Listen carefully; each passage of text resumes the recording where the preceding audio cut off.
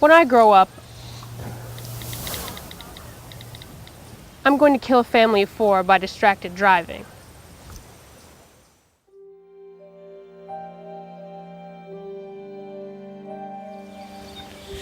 When I grow up,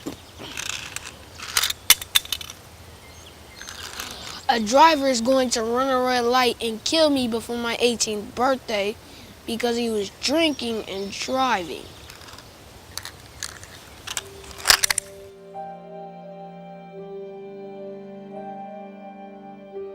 Each year, more Hispanics are being killed or seriously injured because of preventable traffic situations.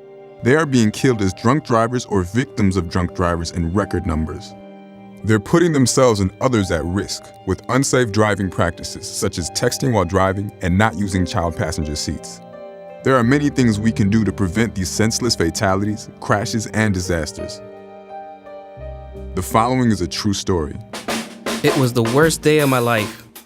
And it started out as a great day. I had a great job, business was going well, life was good. My coworker and I went out to eat and had a few drinks with lunch. Then some other friends happened to show up, and as it often does, it turned into a fun afternoon of talking, hanging out, and drinks going down a little too easy. I probably downed about 3/4 of a bottle. Captain Coke was my drink of choice back then, and we probably had a couple shots over the hours too. When 2 a.m. rolled around, I felt buzzed. But I thought to myself, I can drive. I've been more buzzed before and nothing's ever happened. I assured myself that I had driven as intoxicated before, although probably not with the same amount of alcohol in my system. So as I'm driving down the street, someone is flashing their lights behind me. It's not a single flash. They continue flashing. Honestly, I thought it was a friend who recognized me and wanted to invite me to an afterset. So I turned into a parking lot and boom, cops and badges everywhere. They made me wait in the car until the sheriff showed up. Then they handcuffed me, put me in their vehicle and towed my car. It was like a dream. No, it was a nightmare. They took me straight downtown for booking. It's the worst place you ever want to be. They question you, take fingerprints, photographs, collect all your personal belongings, shoelaces, money, jewelry, and then you're ready for the bullpen. Picture the most uncomfortable place imaginable. Cold, cement seating. Only privacy is a half wall for the toilet, the smell of urine, and people all around you. On one side, you can have a guy who just shot someone, on the other, someone who just peed in the street. And you're all waiting to get processed and put into a pod.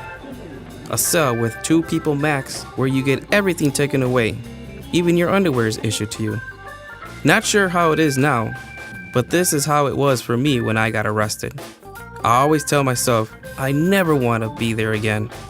I guess it gets worse when you go to prison, but I don't want to know about that. I can only imagine. I spent more than 24 hours in that cell. I was finally released on my own recognizance. Eventually, I went before a judge. I was charged with lane deviation and apparently I cut off the cops. I had to get my own lawyer and pleaded no contest, but the judge found me guilty. On top of feeling like crap about drinking and driving in the first place, getting caught and having to go to jail and being found guilty, it was a very costly night.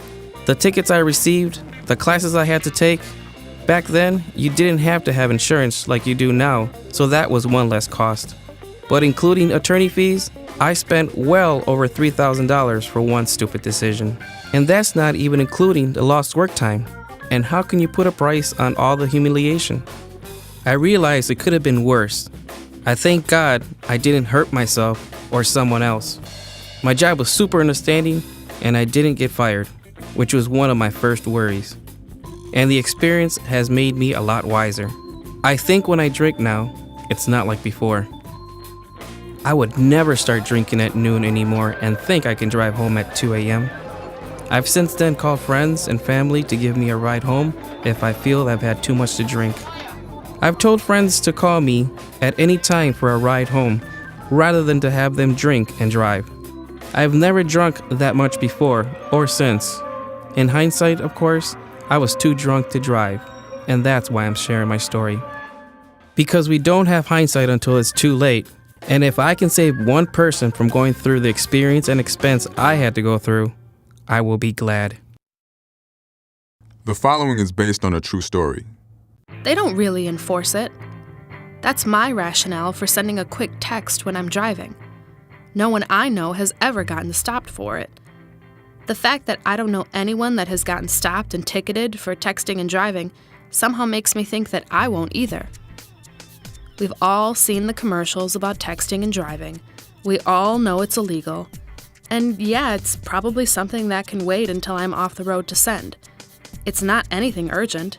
But yet, I'll just say I was using my GPS, is what I tell myself I'll say if I get stopped for texting and driving. So I'm doing my usual 20-minute commute into work and decide to send my friend a text to see if she'll be in town this weekend.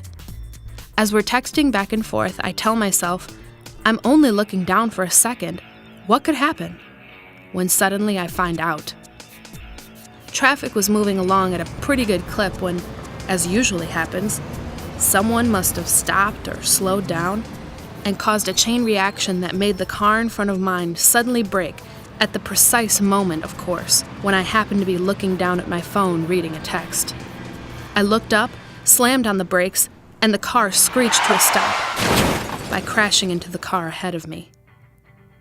Why didn't I wait to send that text? Was definitely going through my mind. This probably wouldn't have happened if my attention had been on the road and not on my phone, is also what I thought. So typical to only be truly repentant when we're caught doing something, or in this case, at fault. The driver told the cop that she thought I was texting and driving. With all the commotion of rear-ending someone, making sure they were okay, making sure I was okay, checking the damage, and with how quickly the sheriff came by, I didn't even know what to say. And what could I say? I was texting and driving. So after a nearly $200 fine and the damages to both cars, sending a text message was very, very costly. I see those commercials all the time about a text message isn't worth your life. Well, let me tell you, that stupid text message was not worth more in insurance, time off work, stress, money, a crashed vehicle, and more.